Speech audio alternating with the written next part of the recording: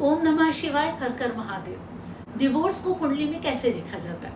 देखिए, ये बहुत ज़्यादा इंपॉर्टेंट टॉपिक है, क्योंकि रिलेशनशिप खराब होना एक बात है, लीगल तरीके से अलग हो जाना एक अलग बात होती है। रिलेशनशिप को तो हम 7th हाउस से देखते हैं कुंडली के, डिवोर्स को हम देखते हैं छठे भाव से। छठे भाव में हमें ग्रहों को देखना पड़ेगा और पहले हम रिलेशनशिप भी देखेंगे, क्योंकि डिवोर्स तभी होगा जब रिलेशनशिप खराब होगी। लेकिन कभी कभी क्या होता है, रिलेशनशिप नहीं भी खराब होती है, दूरी भी लोगों को अलग कर देती है। जैसे एक व्यक्ति विदेश में है और जो उसका दूसरा साथी है वो नहीं आना चाहता है विदेश, वो इंडिया में ही रहना चाहता है, उसको नहीं पसंद है विदेश जाना, तो कभी कभी ऐसे डिसीजंस भी व्यक्ति ले लेता है। लेकिन नॉर्मली हमें सप्तम भाव देखना ही देखना है। जहाँ दूरी वाली बात आ जाती है वहाँ हम शनि का इफेक्ट देखेंगे। सप्तम भाव में शनि का जरूर इफेक्ट होगा, तभी दूरी आएगी। और जब हम डिवोर्स देखेंगे तो पहले हमें देखना है कहीं व्यक्ति कहीं फौज पुलिस इनसे जुड़ा हुआ तो नहीं है, डॉक्टरी इस फील्ड से जुड़ा हुआ तो नहीं है, क्योंकि इस फील्ड में भी छठे भाव का रोल होता है। फौजी के लिए लड़ाई झगड़ा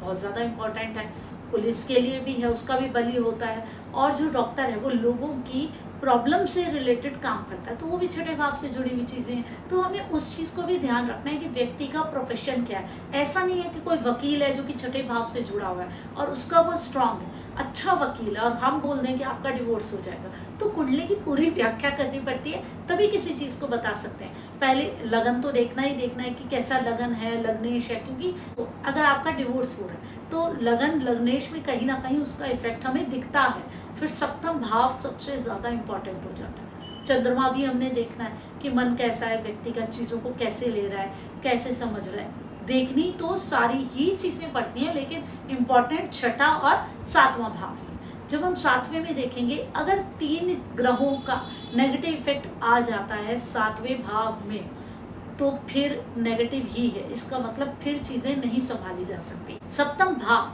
शादी का भाव होता है, रिलेशनशिप्स का होता है, पार्टनर्स का होता है। अगर 2 पाप ग्रहों का भी प्रभाव आ रहा है ना, तो भी चीज़ें संभाली जा सकती हैं। एक गुरु का इफेक्ट आ जाए, उस पर दृष्टि पड़ जाए, फिर भी संभाली जा सकती है। लेकिन अगर 3 पाप ग्रहों का प्रभाव आ रहा है और गुरु की दृष्टि नहीं है, तो फिर चीज़ों को नहीं संभाला जा सकता। दूसरे पार्टनर की कुंडली में अगर गुरु की दृष्टि आ रही होगी तो चीज़ें संभाली जा सकती हैं। तो हम एक की कुंडली देखकर पूरी तरीके से नहीं बता सकते, हमें दूसरे की भी देखनी है कि किसकी सपोर्ट कर रही है। कभी कभी एक पार्टनर की सपोर्ट कर रही होती है और वो चीज़ें चलती रहती हैं, पॉजिटिवली चलती रहती हैं। कहीं ना कहीं वो कहता है कि छोड़ो, इग्नोर करो इन चीज़ों को और रिलेशनशिप को कंटिन्यू करो। सप्तम भाव में अगर 3 पाप प्रभाव है, अब पाप ग्रह हम किन्हें कहते हैं? शनि, मंगल, राहु, केतु, वीक चंद्रमा, इसको भी हम पापी मानते हैं। अगर मन बहुत ज़्यादा खराब हो, छोटी छोटी बातों में डरना, वहम करना, तो ये भी प्रॉब्लम हो सकती है।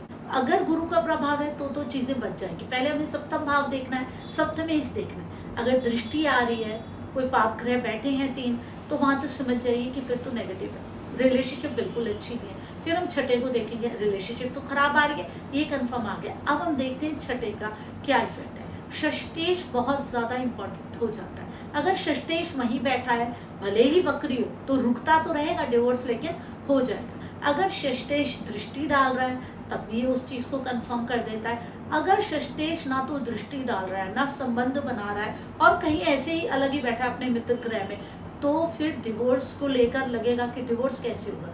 वो तो बड़ी सेटिस्फाई वाली जगह पे बैठ गया।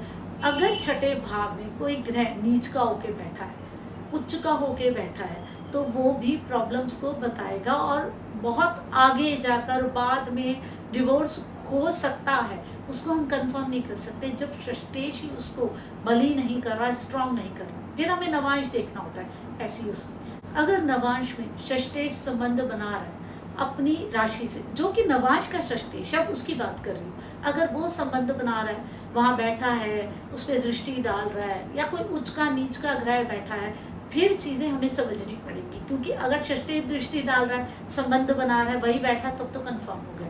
अगर नहीं बैठा है, नहीं संबंध बना रहा है, फिर कोई और ग्रह उच्च का नीच का बैठा है, वो हमें देखना है। फिर वहाँ पे वो नेगेटिविटी क्रिएट करेगा, प्रॉब्लम्स क्रिएट करेगा। और अगर राहु केतु आ गए तो प्रॉब्लम्स बहुत ज़्यादा बढ़ जाती हैं, बहुत ज़्यादा लीगल प्रॉब्लम्स आती हैं लेने में, बहुत ज़्यादा डिफरेंसेस आ जाते हैं। नहीं करना, अभी नहीं करना, बाद में ले लेते हैं। वक्री होता है तो रुकने लग जाते हैं कि नहीं अभी नहीं लेना है, बार बार चीज़ों को रोकते रहते हैं। और बाद में नवांश में अगर सप्तम भाव पे गुरु का इफेक्ट आ जाए तो चीज़ें टलती रहती हैं, टलती रहती है। कंडीशन तो बन गई है, रिलेशनशिप खराब भी हो गई है, ब्रेक भी हो गई है, लेकिन चीज़ें सपोर्ट करती रहती हैं। जो कुंडली का गुरु है वो प्रोटेक्शन भी देता है, सपोर्ट भी देता है। तो मैरिज कहीं ना कहीं सोशली दिखती रहती है, लोगों को सोशली शादी दिखती रहती है। वो अपने रिश्ते को अलग नहीं करते हैं जब तक छठे भाव में छठे का प्रभाव स्ट्रांग नहीं हो, उच्च नीच का ग्रह नहीं बैठा हो, तब तक हम कह नहीं सकते कि लीगली वो व्यक्ति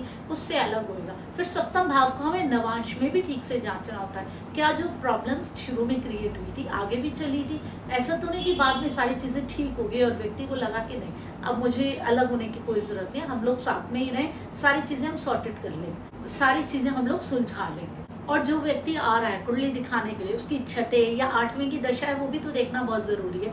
अगर उसकी छठे की आठवीं की दशा नहीं आई तो वो नेगेटिविटीज़ कैसे उसके ऊपर हावी होगी। जब तक वो दशा नहीं आएगी तब तक उस व्यक्ति को वेट करनी पड़ेगी, क्योंकि जीवन की सारी प्रॉब्लम्स अष्टम भाव अष्टमेश की दशा में ही आती है। जीवन की सारी प्रॉब्लम अष्टम से ही जुड़ी है ना, अष्टमेश से ही जुड़ी है। जब तक वो दशा नहीं आएगी तब तक उन चीज़ों को कैसे आप ले सकेंगे अपने जीवन में। अलग होना तो बहुत बड़ी चीज़ होती है, तो तब तक कैसे चीज़ों को सॉर्ट आउट कर पाएंगे, तब तक कैसे चीज़ों को समझ पाएंगे। तो फिर उस अष्टमेश की दशा का भी आपको वेट करना पड़ेगा, अंतरदशा का, महादशा का नहीं, अंतरदशा का। क्योंकि जो फल हम लेते हैं वो हम अंतरदशा के हिसाब से ही लेते हैं।